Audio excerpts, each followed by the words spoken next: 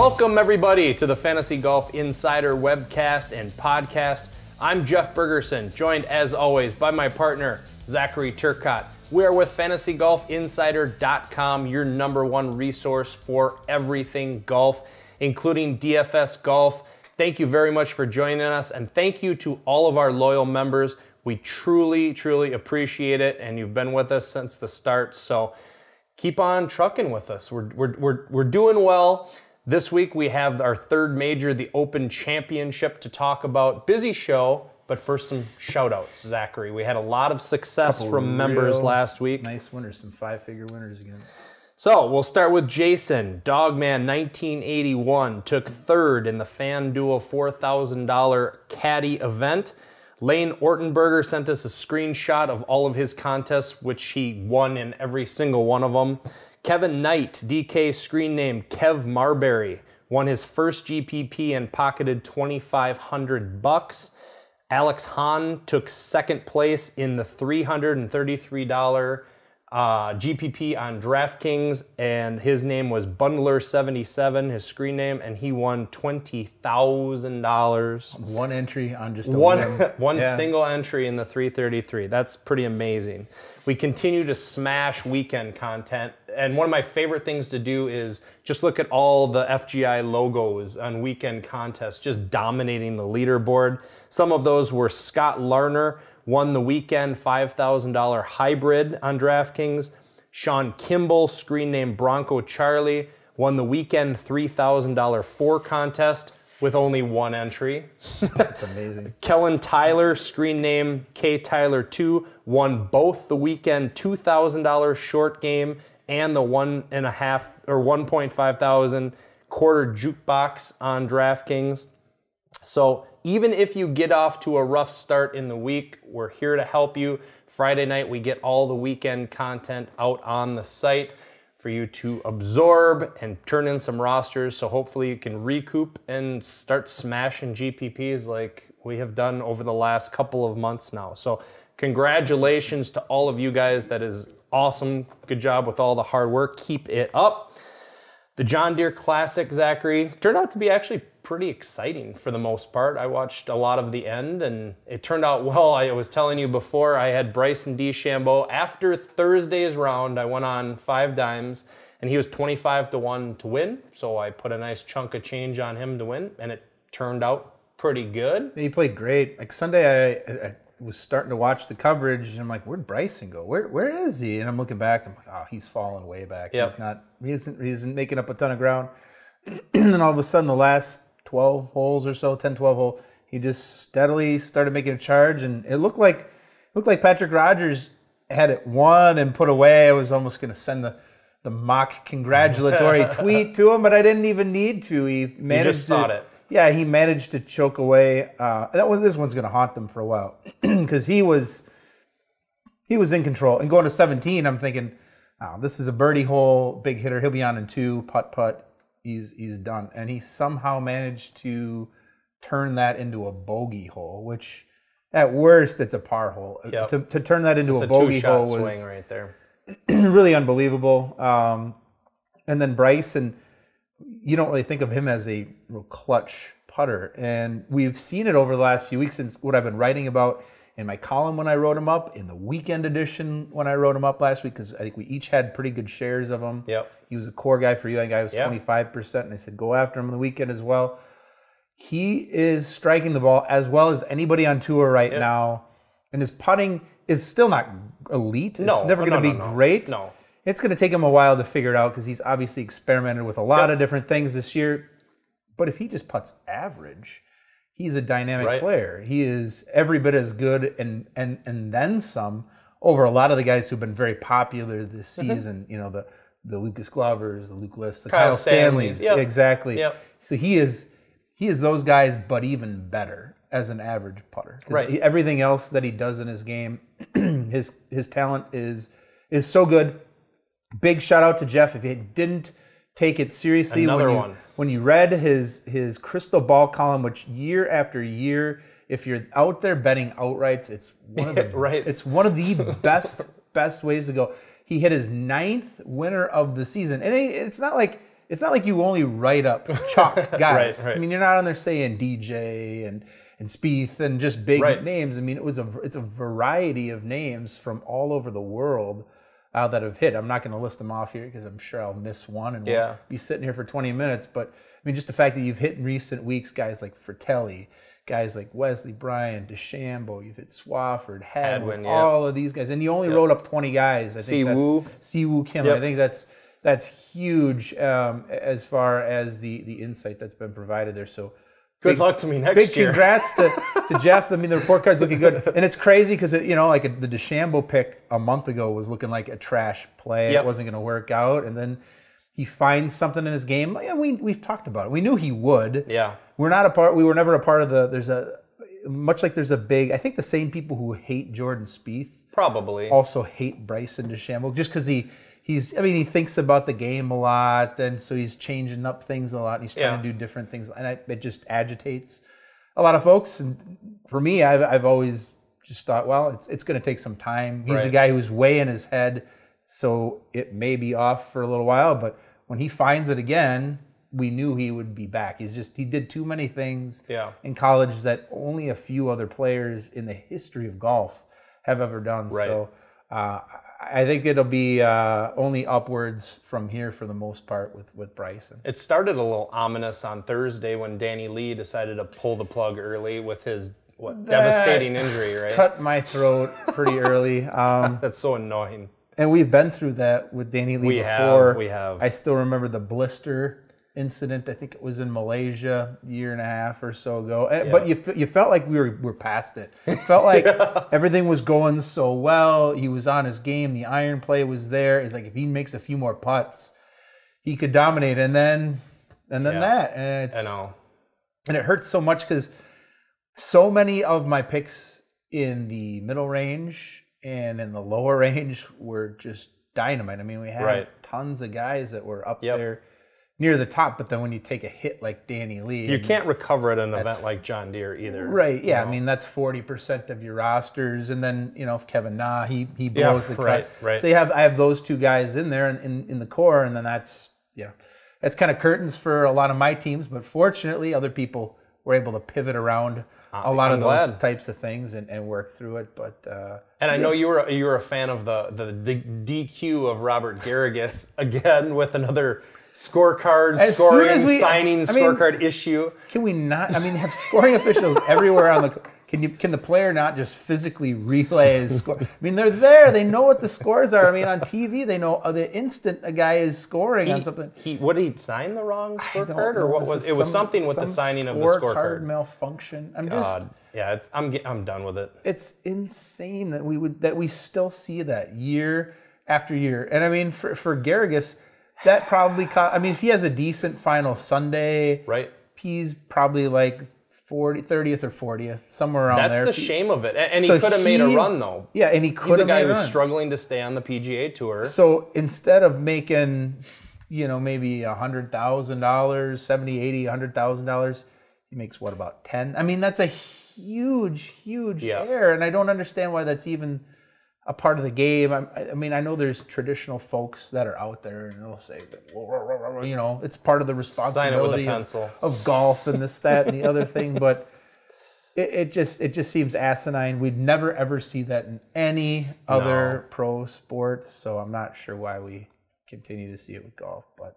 yeah, that was a crusher. I had him on a couple of weekend teams, which you're thinking you think you're safe. This guy's pretty safe right here. I mean, he's not going to hit the MDF, so I'm good. And then he gets to his round. I didn't score that much, but then you see the DQ, and you just think, oh my God, it's happening again. So for a few people, there was like the double nightmare of the Danny Lee withdrawal, followed by the Robert Garrigus disqualifications. Some weeks, there's nothing. Some weeks you can just do get about unlucky. You can't do anything about either of those situations. So it's just kind of a part of the game.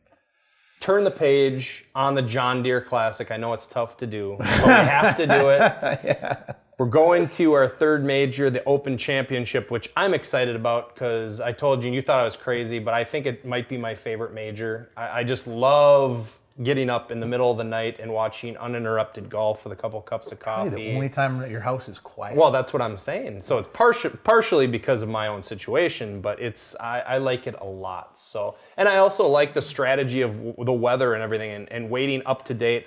So we'll talk a little bit about the course itself. It's Royal Birkdale. It's in England, 7,100 yards. It's a par 70. It's pretty much exactly opposite of Erin Hills in that it's short. Erin Hills was long, but the fairways are really tight. Erin Hills were not. Flat though too, but like flat that's, fairways. Whereas we've had undulating fairways out at Erin Hills. So I mean, really very, very different link style type of Absolutely. Course. It's still going to be very intense, rough if guys get into it. Bunkers are brutal, just like Erin Hills. We didn't see many guys hit the bunkers in Erin Hills, so it'd be interesting to see if they hit them here.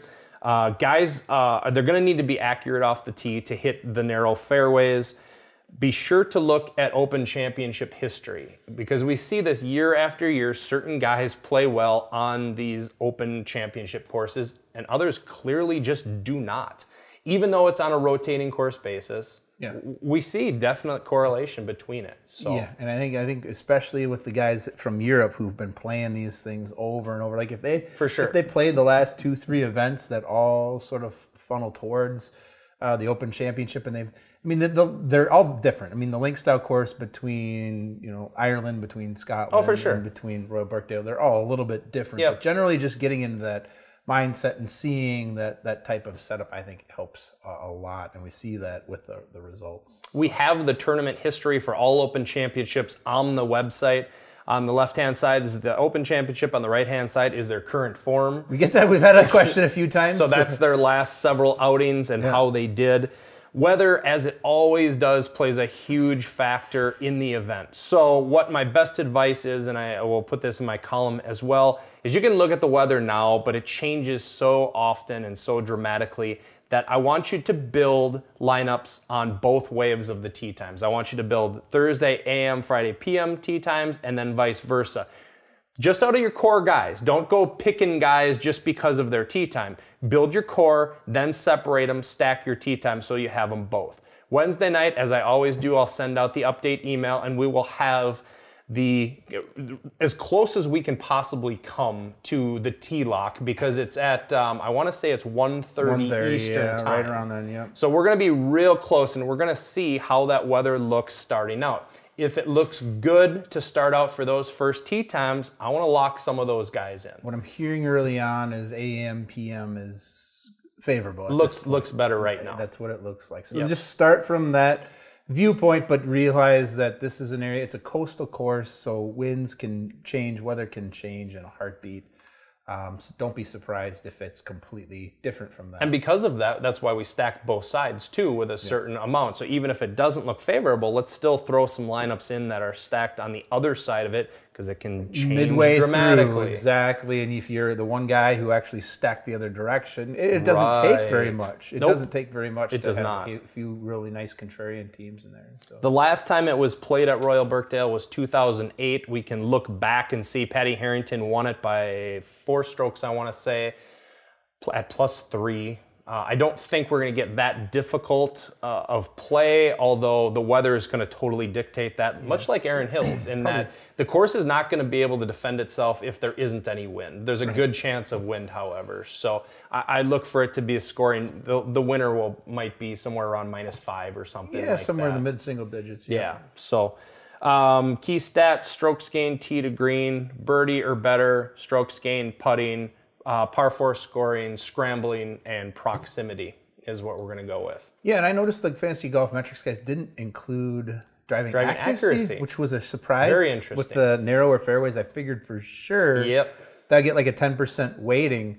They actually had driving distance in there. They did have driving distance, which was interesting because there's not a lot of data for the course. So take some time with the model, play around with the numbers a little bit because I've been feeling, and just from the scores that you see, like when you see scores around even par or just a little bit to the negative side, that means driving accuracy always matters. Always matters to some extent there.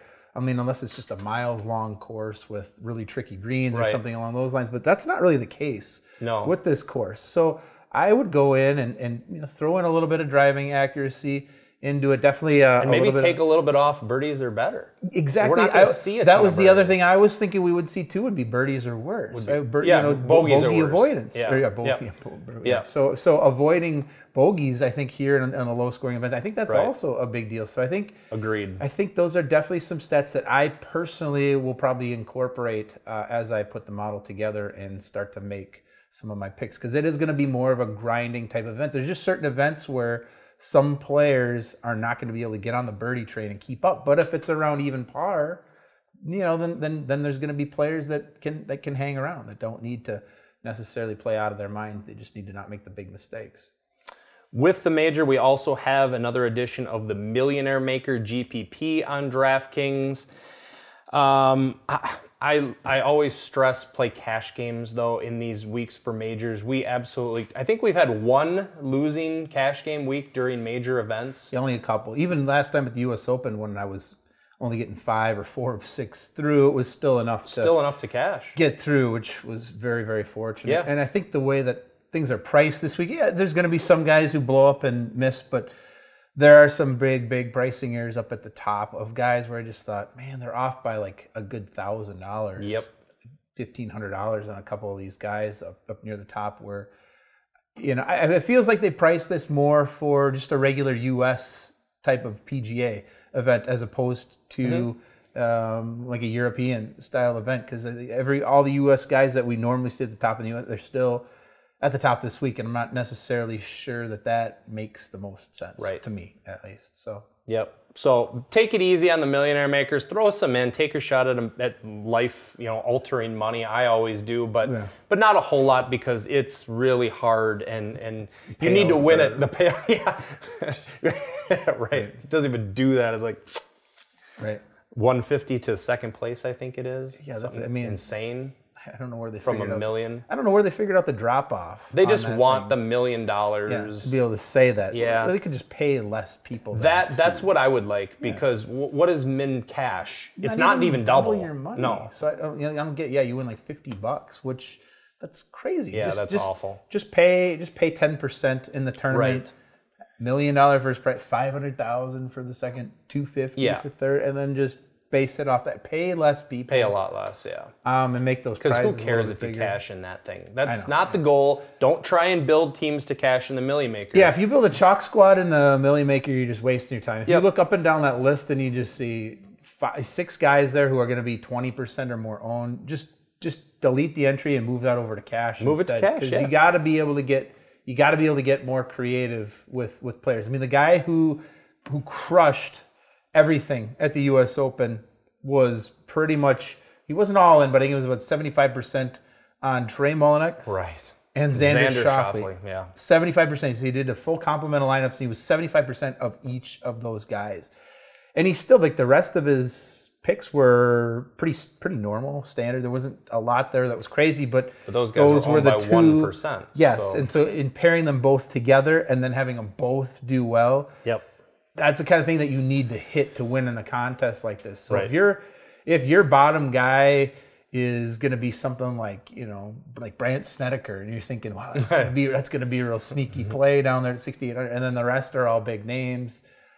Those just rarely come through. I mean, last year we had a good team, like our optimal lineup. This was our best lineup of the year when we had the optimal outfit, and there was like 100 people who had the optimal lineup, and it came in like 50th place. But even still, in a contest like this, it was too chalky for it to get across. Our ownership projections were really close most of the time. I mean, it's going to give you a basis as to who's going to be popular. I think this event will be really close, because I really feel like I have a firm grasp of where guys are going to be. There'll be 1 or 2 that will miss, but of course, generally it's a good idea. And then add your ownership together for the rosters that you're building. See what your aggregate ownership is and see how chalky it is. And we get that question a lot too, and I think it's worth addressing, is that people ask, because at the beginning of the year we kind of talked about the 60 to 80%. Right. So we've been getting questions on email. Well, it hasn't been 60 to 80 that's been winning. It's been closer to like 100.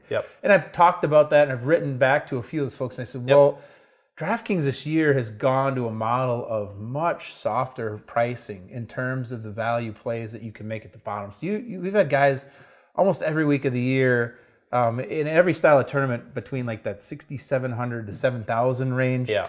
Where you've had 3 guys, 10 or 15 in some weeks, that you can definitely pick down there. And what that does when they soften up the pricing like that is it tends to clump the ownership more around certain players, which overall will shift the ownership percentages upward. Because if you've got those lower range players, it's much easier to go in at the top range and stack 2 or 3 stars, stack 2 or 3 guys on the bottom, and there's your team. So this week, though, I think it will be a little bit different. I think it'll be spread out a little bit more because there's so many good players in the field. There's still going to be some guys who are heavily owned. Yes. I don't think it's going to be, I don't necessarily think it'll be quite as obvious on the low end. There's enough guys between 6,600 up to, say, like the Matt Kuchar range, because I think he'll be very popular, 72, that it should disperse some of that a little bit. So and a lot depends on the contest too. I mean, if you're looking at the Millionaire Maker, that aggregate ownership is going to be really low for the scale. It usually is. Yep. But then if you look at like the 333 or the 1500,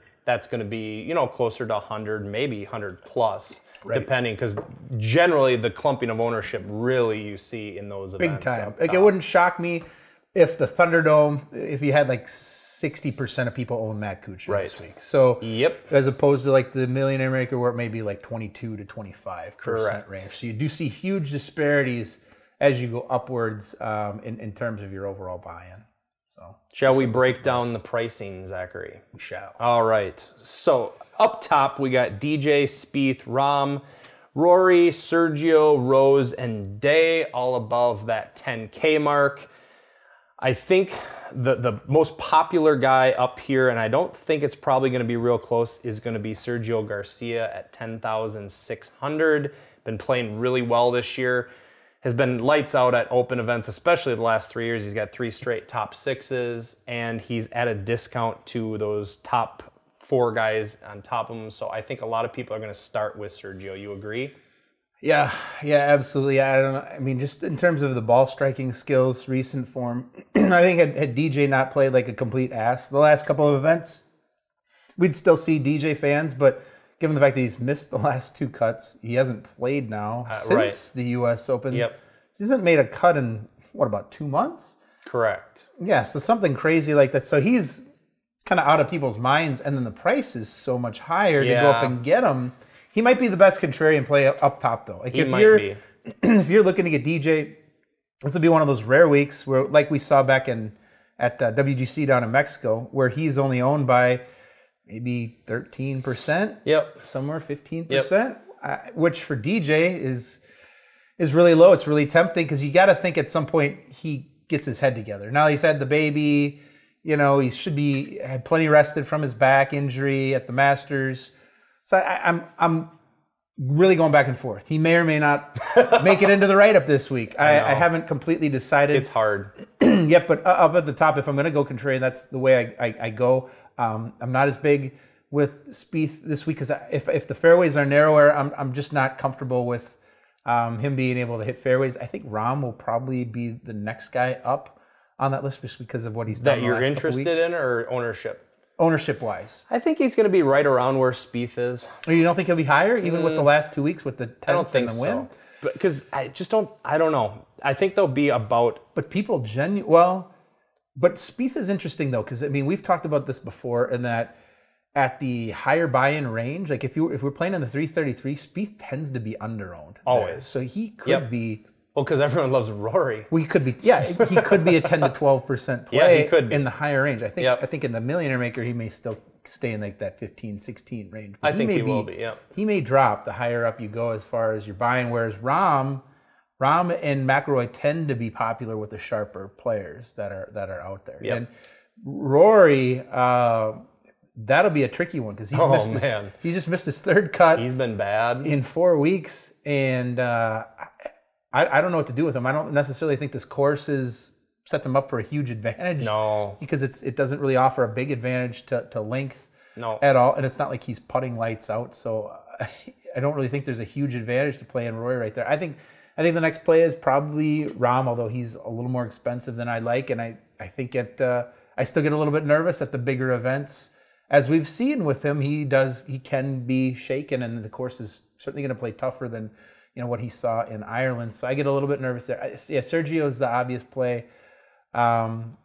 So yeah, I think he'll be heavily owned, and then dropping down, I feel like the guys in the 9K range are. That's Chalk City, my friend. That's the sweet spot right there. I mean, I really feel like that is going to be the sweet spot in terms of ownership. Why did Ricky Fowler get priced at 9,200? It's annoying. I feel like that's a huge error on DraftKings. Even FanDuel is much. I think he was like the fourth. Yeah, it's where he belongs. Fourth highest. Yeah, there's just no way he should be that much farther below than anybody else who's in this field. I mean, like DJ up at the top, he shouldn't be that far below DJ. DraftKings is right 99% of the time. 99% of the time. That's what they keep telling us. But you're fucking wrong again here. Yeah, that's a terrible price for a guy It is, because now you're going to have huge ownership clumping on Ricky there. Right. I mean, unfortunately, he's going to be owned by what?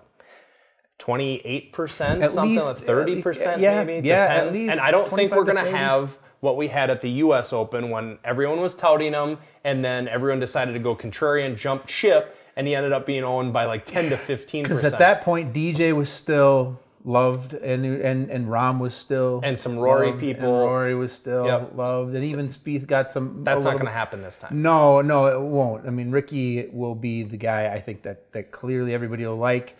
But there are a couple other plays. I think that Hideki will get plenty of love action this week. He's obviously played a lot better. This seems like a good course for Hideki, and I think even Stenson, the defending champ, will get a decent amount of action. He won't be overbought, I don't think, but he's played better since kind of shifting his attention back over to the European style events, and I think the narrower fairways, I think that probably plays more to his strengths anyway, the shorter course. He played well here in 2008. He played well at Muirfield. He played well last year at Troon. He's coming around. Yeah. I like him in this range. I think Tommy Fleetwood's going to be very popular as well. Yes, we miss Tommy. Tommy's 9,800. I mean, you read the stories about him. He lives in the area. He grew up in the area. Him and his dad used to. You read. There's a couple articles out there. They snuck onto the course and played when he was a little kid. I don't know that necessarily will help him that much. I mean, if you look at his recent history at Open Championships, right? I remember being on him pretty big 2 years ago. Like, this Fleetwood guy, I'd seen him. He looked pretty talented, and that didn't work out so well. But the 4 straight top 10s, I am interested. There's gonna be plenty of interest that's there for him. So he's gonna be a popular one too. So I think that 9,000 range, that's really the sweet spot in terms of where people are gonna go. Yep. And then you got Phil at 8,700. Yep. Now, are you a Phil guy this week? And this tends to be one of those events where if you look at the course, it doesn't necessarily seem intuitively like it would be a Phil course, because if he's getting crazy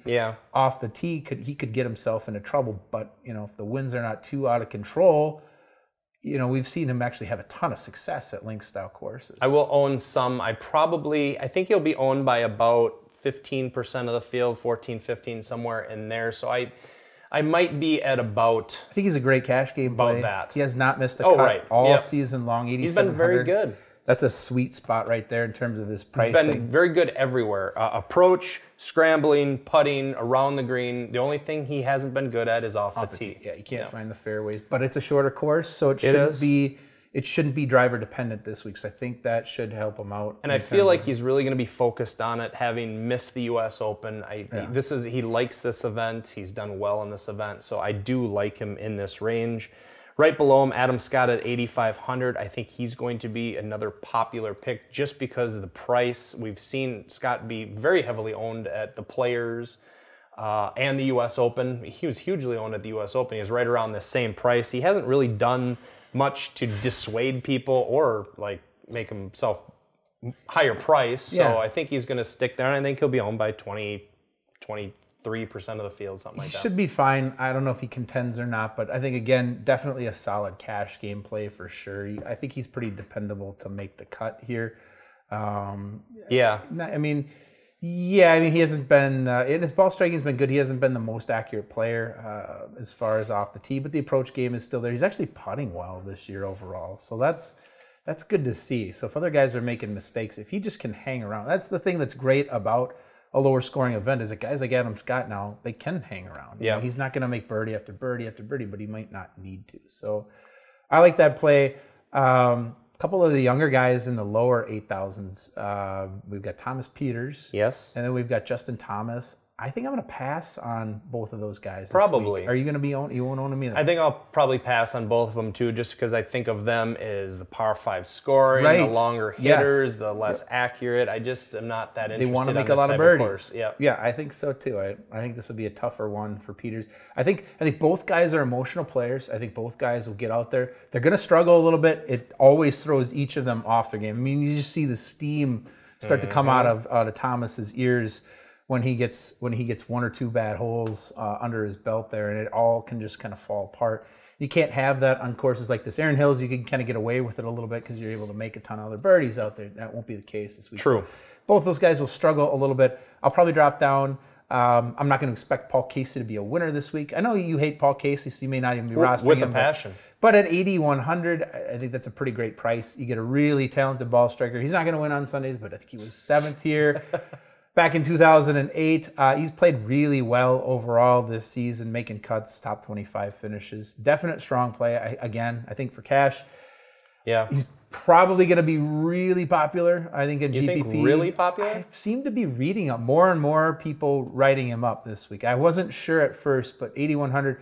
He doesn't have an amazing history at the Open either. He does not. But I keep seeing mentions of him, so I think he'll end up being he'll be fairly popular. But I think he's a really good cash game play. I'll definitely have some GPP exposure. Dropping down to the 7K range, I think now Matt Kuchar, who I've been telling you for weeks and weeks and weeks, we went out to Vegas and drank a little bit too much and put probably a little bit too much money on Matt Kuchar to win bets. I seeked him out at 80-1, and I found it, and I told him to keep pressing the button until they run out of paper.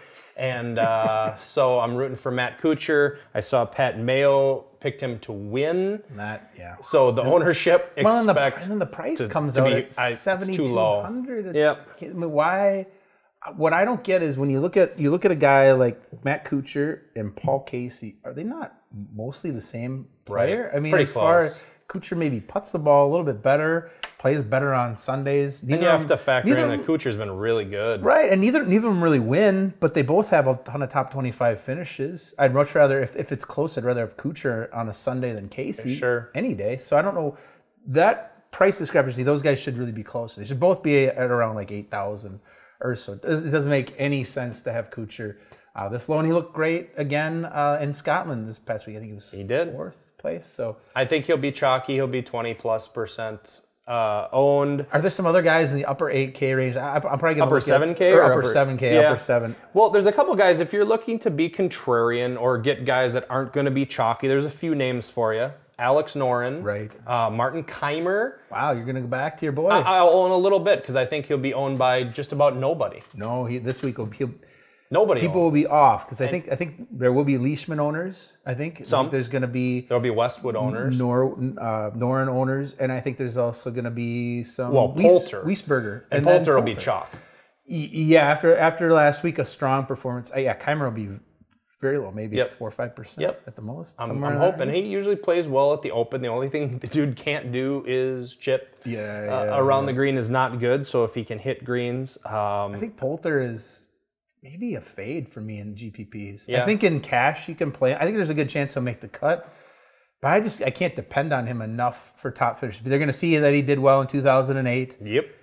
And runner-up finish. They're going to see that he contended last week. People are going to get excited about him. His stats are killer. I mean, strokes gained stats are very, very good lately. And so I think for me, I know that he can finish. The potential's there for a top 10 finish. The potential's also there for him to finish 50th. Mm-hmm. So I think given the fact that I think a lot of people are going to shift their shares that way after last week, I think cash games, solid play. GPP, maybe you stay away. Matthew Fitzpatrick is another guy who I don't think will be owned by very many. And this seems like a decent course for him. A shorter hitter, can be accurate, can hit greens. I think he'll be owned by probably 5% of the field. Because I think a lot of people are going to go to Kuchar, who's right there. So that might not be a bad flyer play either. I'll probably drop down too. Andy Sullivan's been very good. I got a nice ticket in on him at 150 to 1. Oh, did you lock that in? I've been seeing like 90 to 1 out here recently. Played well again in Scotland. Just wasn't great, but looked good. If he can just play 4 solid rounds together, he can definitely contend. He's had a nice season this year. 7,000 I think is a great price for him there. So it's kind of the bottom of the 7K range. And then there's plenty of guys even down in the 6s. For sure. Yeah, if you want to stack guys, you can get 3 of the 9K guys on your roster, then drop down to the low 7 and even 6K range, which you'll have to do. But there's a lot of good options down there. As far as chalk goes, I think Snedeker's going to be chalk. I like him a lot. I got a lot of tickets in Vegas on Sneds. Do you think Cabrera Bello just became chalk? Why couldn't he do this week? Because I accidentally put too much money on him in Vegas at 100 to 1. 100 to 1 odds. And I see him win last week. I'm like, of course. I know. And now you were all unprotected. You didn't engage in the Feinberg strategy of bet protection the week prior. You needed to get in on the Scotland bet to protect your later bets. Yep. And instead he got shaken up. And, but yeah, at 6,700. He'll be super chalky. Sneds will be super chalky. Some decent guys now. I mean, he's at 6,700. You could do a lot worse than him at 67. It's crazy. You got guys like Daniel Berger at 6,700. He's been playing great. Not too many guys in the world been playing better than Berger. And down in this range, my strategy is going to be to look for more of the European players, because those are guys that the novices. This is really your advantage. Like if you stuck with weekend golf, if you've been sticking with our European package and reading Perry's columns and reading David's columns each week, you're going to know these guys. Yeah. You're going to know Ryan Fox down at 6,600, which most Americans probably have not seen him. No clue. They have no idea who this kid is. And he's a young kid out of New Zealand who's been just fantastic. It wouldn't surprise me within the next year if we see him. He would be a guy I would anticipate the 2018 Crystal Ball Series. If he doesn't win before the end of this year, could possibly be. Could be a guy that gets written up there this next year. He's a guy that I like a lot down at 66. I think the Millionaire Maker is going to be decided in this range because I feel like a couple of these guys are going to pop up like they often do. Like Alexander Levay. Right, Levay or Zanotti or, like you said, Fox or Larrathabal or something like that. Yep. All are very capable. They're on the Euro Tour. Yep. They'll be owned by 1 or 2% of the field because no one knows who they are. Lorenzo Vera is another one. He's had a good year. He hasn't missed very many cuts. And so take your shots, build your core, but then have your peripheral 5%, 8%, which will double or triple the average field exposure to them. Yeah. You'll be way overexposed and, give you a good shot to win. Yeah, because there's plenty of guys that are down there in that rate. There's going to be 3 or 4 of those guys that make noise at some point or another. I mean, I finished at the top, but they're going to contend. There's going to be a couple that finish in contention for sure. Yep, Hong Tai Lee is another one. That's only 6,400. Oh yeah. He's been fantastic. Yeah. Walking out of Vegas, I kept thinking back after we left. I'm like, why don't I have a Hao Tong Lee ticket? Like he was at like 200 or more. I kept thinking. Like I looked at it, I wanted to bet it. And for some reason, he was one that I didn't end up with a ticket on. And then, I'm just hoping that that's not one that I regret, because he's been competitive almost every week along the way. He's only missed 1 or 2 cuts all year. 6,400. It's a fantastic price for him. A lot of steals that you can get this week on the European players if you've been paying attention the last couple months. We have our favorites. We'll put them in our columns, the Hardcore Core and Zach's Daily Spin. We'll put all of our core, what we're going to be doing, how we're going to build our lineups and everything in those articles.